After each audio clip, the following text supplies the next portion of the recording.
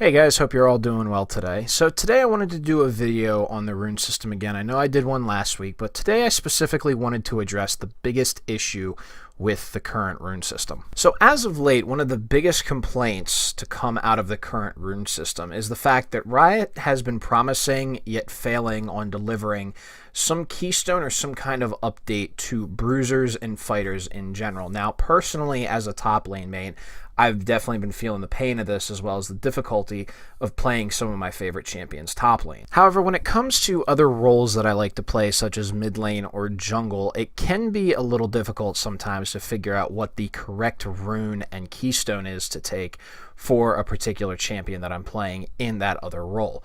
So I was trying to put my finger on what the issue is, and after doing some more research and putting some serious thought into it, I realized that the biggest problem that the current rune system seems to be having is that the runes, more specifically the keystones, are too circumstantial. Now, what I mean by circumstantial is this. When it comes to certain buffs or procs that are required to go off for these keystones to activate is too dependent upon when they're available to use. Let me give you two examples. For example, press the attack, which is comparable to the old Fervor of Battle, is now dependent upon you actively getting 3 auto attacks off in order for that passive to proc. Another example of this would be the new Grasp of the Undying.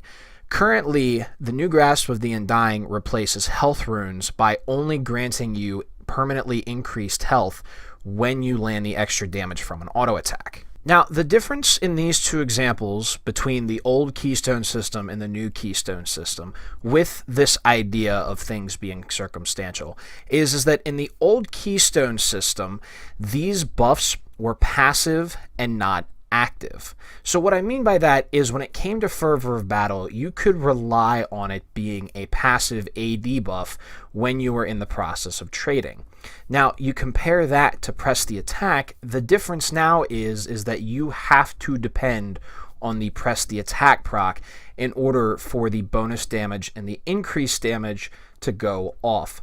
Simply put, before, you could just ramp up your damage naturally and passively. Now you actively have to get yourself into a circumstance where that's going to happen. And then with the Grasp of the Undying example, this is also an issue of passive versus active circumstantial, because with the old Grasp, it was simply a passive trading tool that would use in lane.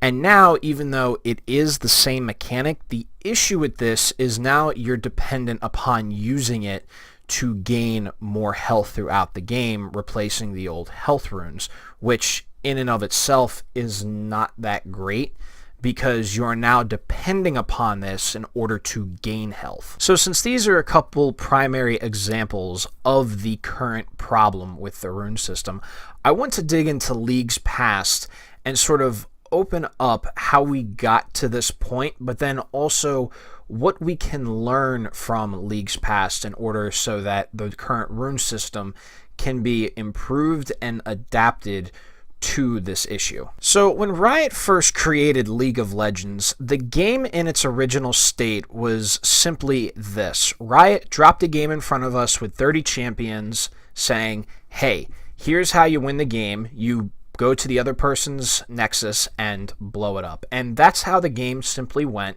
And over time, Riot just simply let the players and the natural state of the game work itself out. Now, what I mean by work itself out is this. When League originally dropped, it was simply just a blank canvas waiting to be painted over.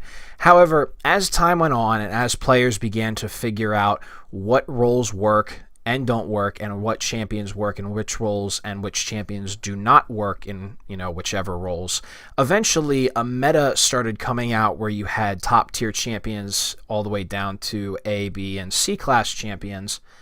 And then from that, we also had the lanes work out to where we see them today, where it's 2 top laners, 2 junglers, 2 mid laners, and then 4 bot laners, obviously being a 5v5 game as it originally happened. So as the seasons went on, Riot released new champions, buffed, nerfed, and reworked them, as well as buffing and nerfing other mechanics such as Dragon Baron, items, towers, jungle creeps, etc. The big overarching theme that we saw throughout the seasons start to take place is that people discovered in every meta what was best and what champions were best to play at that time. However, with this overarching theme of picking what is best, this also trickled into runes and masteries, and people eventually figured out which runes and masteries were best for every champion, regardless of the meta. Now, granted, this developed some stale gameplay in terms of these pre-game buffs, and what Riot tried to fix in the current rune system is they wanted more runes to be used, as well as adaptive playstyles, and I'm quoting them on that, adaptive playstyles added into the game so there wasn't as much stale gameplay. Now, with this idea of picking what's best in the old rune system, there actually were a lot of old interesting runes that were never picked simply because they weren't the best to use. Some prime examples, if you remember what quintessences were, there were bonus experience quintessences, gold income quintessences, and different things like that that would have added interesting gameplay for people to pick.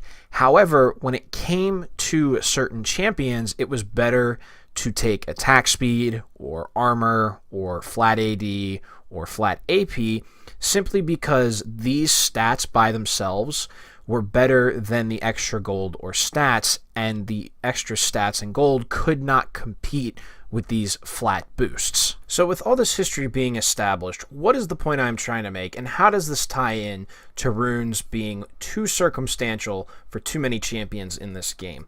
Well, first of all, the overarching theme is the point that I'm trying to make here, which is the fact that people will figure out and always eventually take what is best and not be able to work around that until there are other buffs and nerfs to different champions or mechanics in the game. But then when it comes to this idea of keystones being too circumstantial, it seems as though now the champion needs to be more suited for the keystone, whereas before it used to be finding the best keystone that was suited for the champion. So just as one final example before I move on to my final point, we can look at Electrocute and compare that to the old Thunderlord's Decree and sort of give this idea some clarity. So with the old Thunderlord's Decree, you could simply basic attack a target 3 times, and then it'll proc Thunderlords.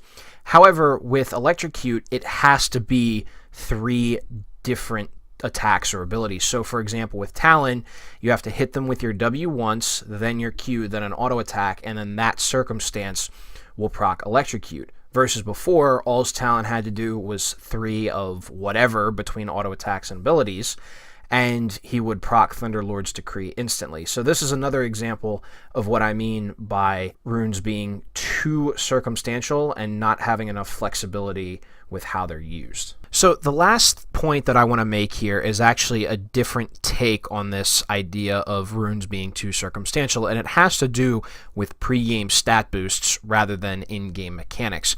Now, specifically, I don't think runes are flexible enough with what stats they grant. Now, what I mean by that is when you take the precision tree, for example, and then you take your secondary tree, whatever secondary tree you take, first of all, grants a stat bonus before you pick the other 2 runes. Now, I'm going to pick on one stat in particular because it actually is harder to come by rather than all the others, but I'm going to look at attack speed specifically.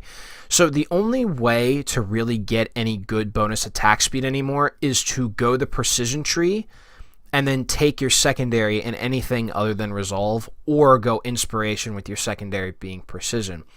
See, what I'm saying is attack speed is not as accessible as it used to be, and the problem is if you want to run another playstyle where, let's say you want to run Electrocute Jax or Aurelia, you're going to have almost no access to good attack speed, especially early game, because it's built so you have to run precision into something else. So on top of the fact that most keystones require me to proc or buff something off of a active circumstance, it doesn't help that when it comes to gaining access to other stats, specifically attack speed, I'm locked specifically into one maybe 2 tree options. And again, this doesn't help when it comes to the flexibility or adaptive playstyles that Riot is going for. Well guys, that's all I have today. Now remember, this is a discussion video, so pop down there in the comments, let me know what you think both of this video and if you think, this is a big problem with the runes, or if you just currently like the runes. I'll definitely get back to you down in the comments section and we can get a chat going about it. Well guys, as always, thank you very much for watching, and we'll see each other again real soon. Have a wonderful day.